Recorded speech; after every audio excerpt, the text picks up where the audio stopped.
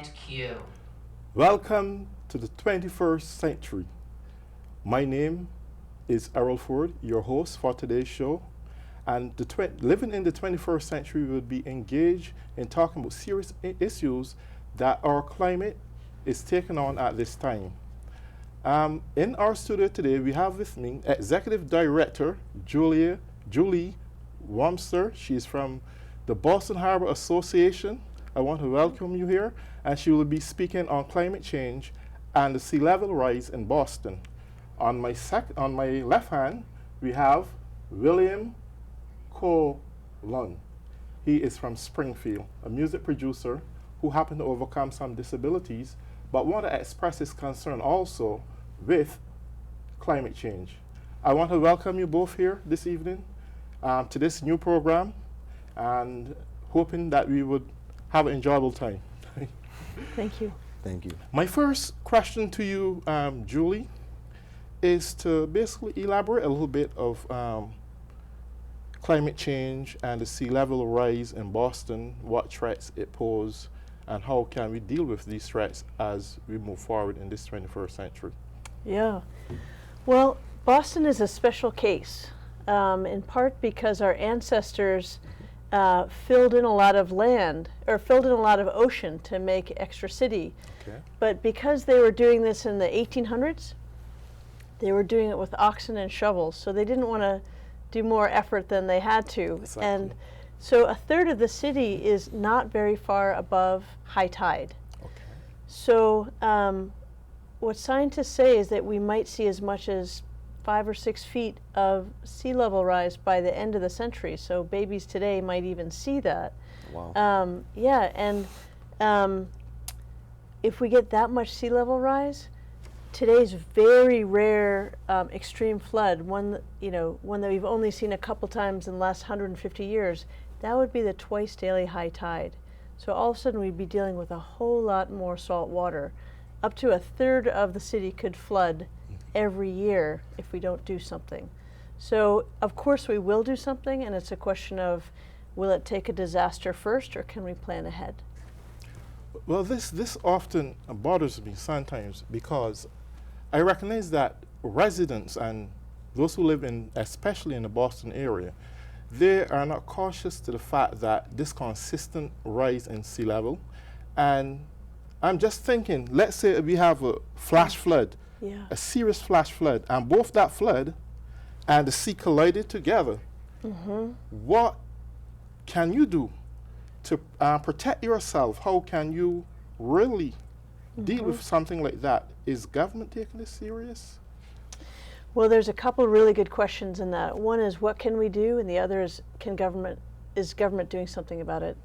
So the good thing about Boston, unlike New Orleans was really like a bathtub. Once the levees broke, that water stayed in New Orleans. In Boston, that water will drain out to the ocean at some point. So the people who are really in danger are the very young, the very old, people with disabilities, and those people who love them and won't leave them, right? Yes. So a lot of what we need to do, if we have a big storm with a lot of rain and extra high tides today, is we need to know who's at risk, who can't just get up and leave, right? Because we've got good weather reports. We know we know what to do with a blizzard. We don't yet know what to do with a hurricane, right? We need to learn what to do as storms get more serious, but we need to know how to protect our neighbors. That's who's at risk today. Yes. We have looked around in the past decade, and we would recognize there has serious tsunamis worldwide, and Yep. the reality is that we can never tell when we have massive amount of rainfall. Yeah. And I'm talking not only with the rain coming and causing flash floods, but Yeah. I'm also talking about in the event, as we know for a fact that the sea is consistently Yes. rising. When both collide together, the same way we think that this water may drain out towards the sea sea may very well come into us. Yep. And I see deep beyond the just protection of people, but what about our economy? Do this somewhat have a serious impact on the way how businesses will function, because you can have massive floods. It will cause problems on insurance companies. It will cause problems on government, federal government trying to replace damaged properties. How can we best develop some solution now that weather is moving people out from certain low-lying areas and create different zoning ordinances? What do you think? Boy, there's a lot of really good thoughts there. And what you were talking about in terms of how do we move people away from the places where they're most at risk, the people who know a lot about flooding is like Holland. Like the Netherlands, they've had flooding for centuries, right? Yes. Something like 70% of their population lives below sea level, Yes. so they're much worse off than we are today. And for centuries, they really relied on these really big levees to keep the water out. When Hurricane Katrina destroyed a big part of New Orleans, they said, wow, with sea level rise coming up, our levees are going to fail. We better get people out of the way. So they started to think about, instead of making these walls higher and higher and higher, are there things we can do to make people, like if it does flood so people don't get harmed? For example, maybe people shouldn't live on the first floor. Maybe people should start living on the second floor, and you park your cars on the first floor, or you have an open air place. Maybe you have stores on the first floor where everything can get moved up if you know a storm is coming. Yes. These things where you say, let's expect a flood to come. Let's not just cross our fingers or knock on wood and hope it doesn't come.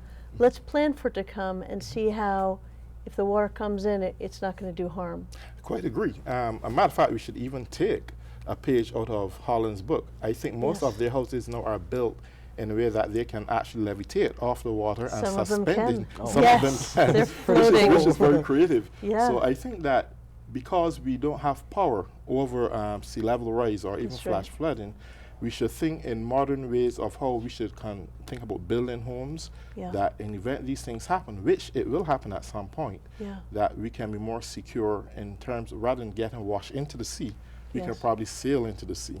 That's right. So that is one thing I think may be a good idea. No, I think so. And so the things. So you asked a while back. What's the government doing?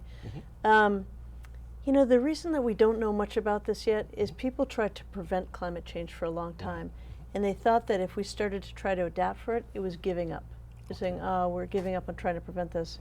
It was only when we had Hurricane Sandy really caused billions of dollars of economic damage to New York and New Jersey that people said, we can't prevent this. Some of the sea level rise, extreme storms you talked about, flash floods, and also heat waves is the third one. Some of that's happening already, and it's going to get worse. Sure.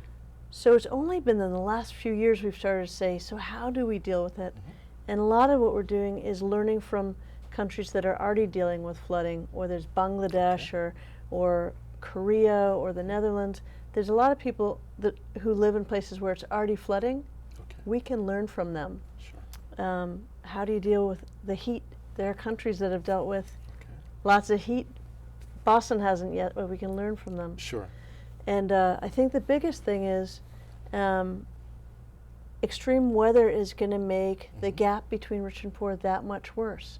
So you look at February's blizzards.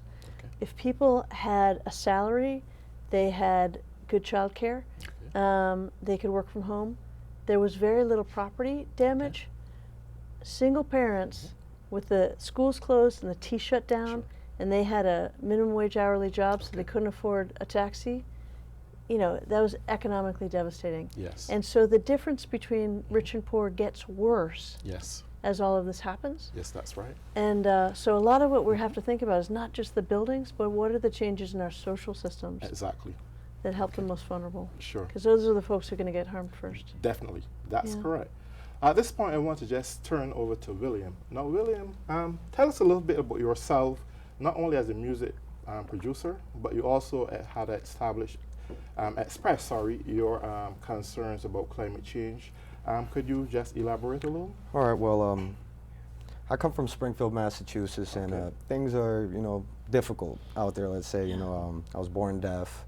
Had surgery at 4, spoke around 4 or 5 years old, had a speech impediment till I was 13. Overcame all these obstacles, you know. Great. And I have twin daughters, identical girls now, and I wonder, like, because we're emitting, you know, there's so much CO2 everywhere. Yeah. Plants aren't going to eat all this stuff. How fast we're producing it, you know? Yeah. How can I prepare my children to face these things if the government isn't going to help us? Yeah. You know? Yeah, no, it's a great question. I think, I'm not sure I have a great answer for that. I have an 11-year-old daughter as well, and she already says to me, I wish that I'd been born earlier so I wouldn't have to deal with this. And it's sad. I mean, I think we're living into an unknown future. How hot is it going to get? You know, are we going to get drought? Are we going to get flooding? We know the sea level Yes. is going up. So you think about all those things we know already. If there's a big storm, shelter in place. If you're going to lose your job, try to have some savings. I think as the weather gets more volatile, the job market gets more volatile, people get more volatile. You know, and I think that, again, it's not this, what's happening to us is not like aliens landing from Mars, right? You know, they're extremes of what we know already. What do we do in a heat wave? What do we do in a drought? What do we do when there's too much rain or too much snow? They're just going to be bigger, is what it seems like, right? Yeah, it just seems like everything's getting worse. Like, for example, tornadoes, you know? In Tornadoes Massachusetts. in like, Massachusetts, I know, who knew? Blew my mind. I woke up from a nap and I come outside and there's tornadoes everywhere. And I'm like, What the heck? I know. do we live on flatlands? What's going on? I know, and that's the thing that's so scary is we don't know yet what the extremes are, right? But I think one of the things that we can do is be humble and learn from folks who've already dealt with that. There's a tornado alley, I don't know, Kansas, Nebraska. What do they do? How do they have to make their homes different? You know, Bangladesh gets flooded all the time because it's so low lying and it's the delta of the Ganges River. What do? You know, they put their houses on stilts. What's the equivalent of a house on stilts when we have snow, right? What's our architecture going to look like? And I think the big thing is that because we're going to have to make a lot of change, it's going to cost money. The government's got to help us do this. It's not something that people can do just by ourselves. Absolutely. But there's a way to create jobs. There's a way to create, you know, better, like everything. It has to be different. It doesn't have to be worse.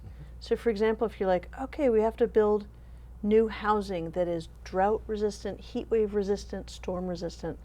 How about building it next to public transportation? How about building it with jobs so people don't have to travel to jobs at all? How about, you know, teach people how to do this new kind of construction so we, you know, get a better local economy? Absolutely. If I could interject here for a second, though, what about those large industrialized organizations that have a very negative impact by destroying our Environment. environment and pollutants all over the air that contributing significantly to global warming? Yeah. How can we actually harness their hands or somewhat have them be more respectful to our climate change, to the problems that we are consistently facing with pollutants?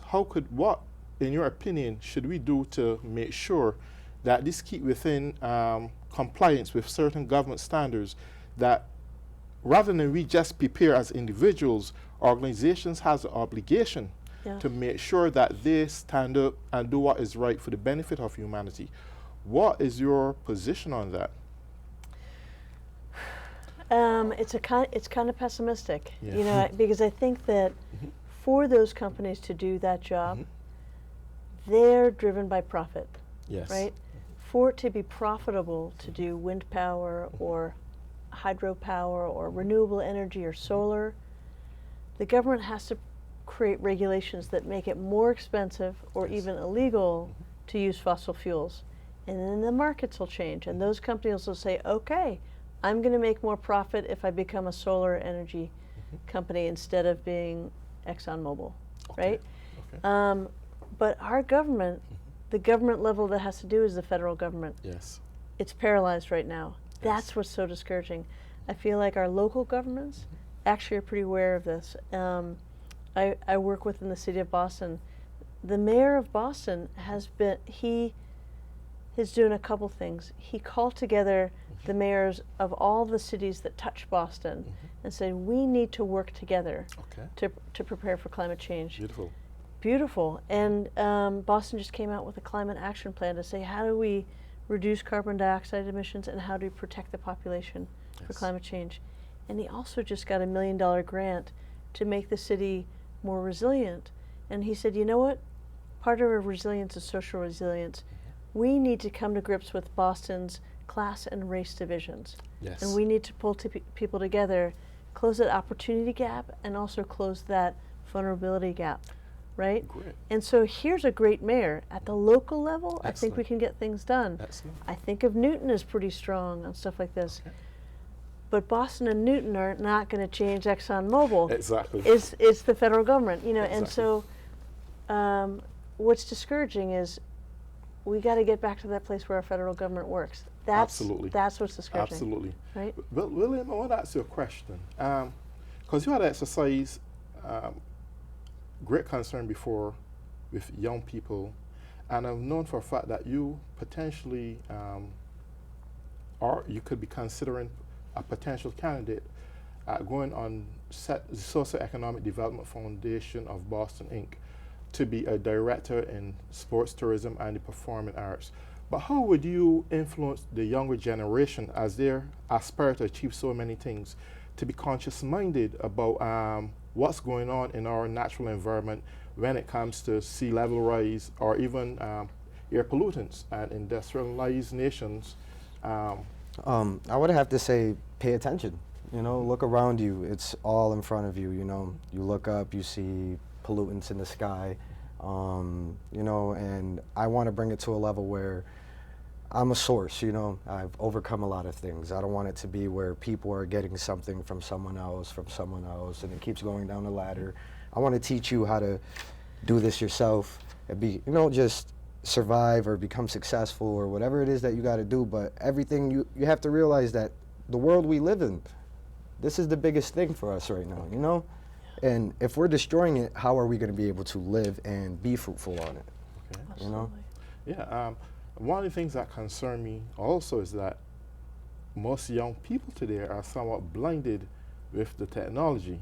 And do you think that they really care about climate change, whether the sea coming tomorrow and wash this planet away? There's a saying, it's called ignorance is bliss. Yeah, right. And there's a lot of ignorant people out there. They're too busy looking at who's the next celebrity or what's going on TV, America's Got Talent, who knows what, soap operas. Yes. Nobody's really paying attention to what's going on anymore, you know? So you have to make it obvious to them in a way where it attracts the crowd, you know, and the millennial of this generation are very hard to reach.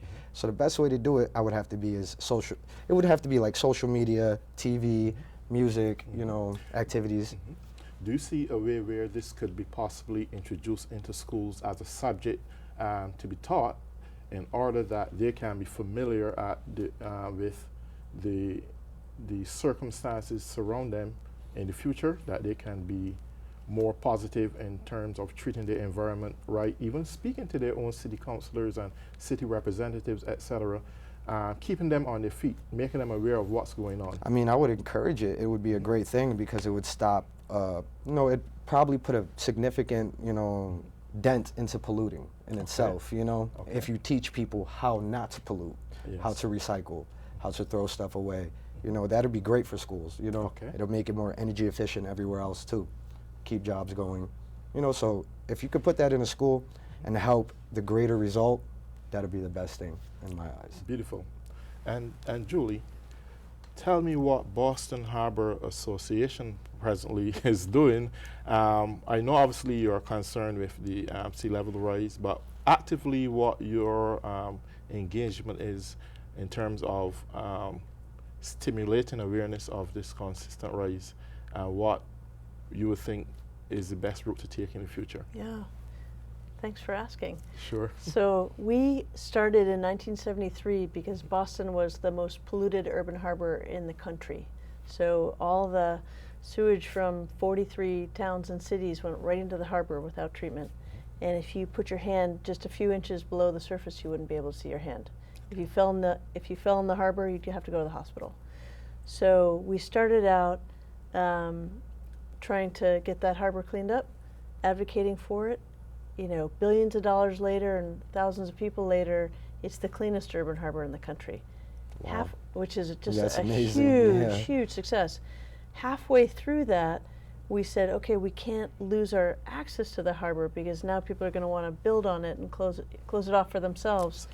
So we worked on a 50-mile long, 12-foot wide park Okay. that allows people to go along all of Boston Harbor except for Logan Airport and the Coast Guard Station. But other than that, everywhere, it's called the Harbor Walk. Okay. They said, okay, check, we're done with those two goals. What do we do now? Mhm. So now we're working to reconnect people with the harbor. So people my age and older, when we grew up, was like, this place is gross. Okay. We don't think to bring our kids there because we always knew it as polluted. So we're doing a lot of free programming Beautiful. to get people back to the harbor. The other thing we're doing is we want to keep the harbor out of the subway system, right? Okay. Sure. And so we've been working, particularly since Hurricane Sandy, to say, here are the neighborhoods that are going to flood first. And it's rich and poor. You know, there's some of the older neighborhoods are very low income because they were living next to a very polluted harbor. Some of the newer neighborhoods, once the harbor was cleaned up, got very high end economically. Okay. So it's all over the place in terms of who lives next to the harbor Okay. and who's at risk. So the first thing we did is we looked at we put out maps and said, here's who floods first when Okay. sea level rises. Sure. We then worked with the city on an international competition to say, if Boston had 5 feet more higher oceans, what would it look like? How could it be beautiful? Okay. Boston has to be different, but how could it be even better? And so there were architects from 7 different cities, and one of the winners was from Venice, because they Okay. know flooding, right? They Yeah. know beautiful That's flooding. awesome, yeah. And the other 2 are from Boston, and they came up with really good ideas for how do we live with water? How do we not just barricade Boston and then the water still comes over the wall Okay. at some point, but how can we let it in ways that doesn't hurt people and things? Mhm.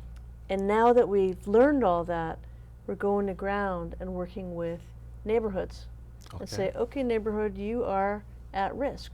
What do you value? Mhm. What's going to get harmed if it floods? And what can we do about it together? Okay.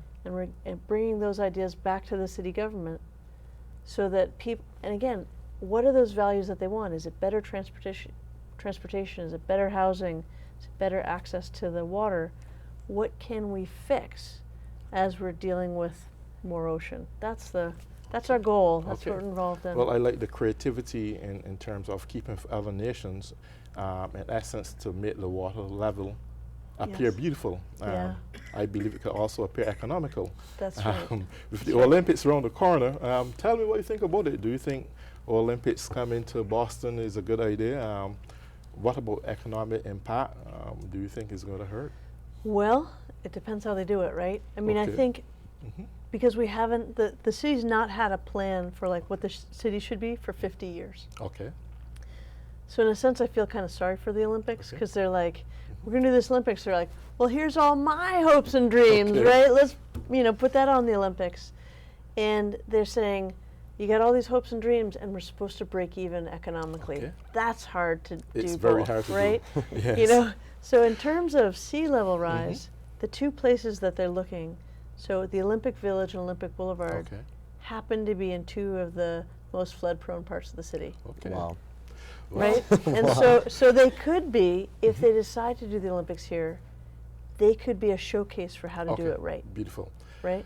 Well, we have to take a wrap here, and I want to really thank you, Julie, from Boston Harbor Association, for coming with us and really explain a little bit about sea level rise in Boston. You surely make a positive impact, and you would have certainly educate some of those folks out there who are not aware of what's going on. Also, William, I want to thank you very much as a music producer Thank you. and someone who had expressed interest also towards climate change. I want to thank you both for coming, and I hope that in the future you'll be here again. And for all those who are at home, audience, I want to thank you very much for joining in today for our first ever Living in the 21st Century Stay tuned. We'll see you again. Bye-bye.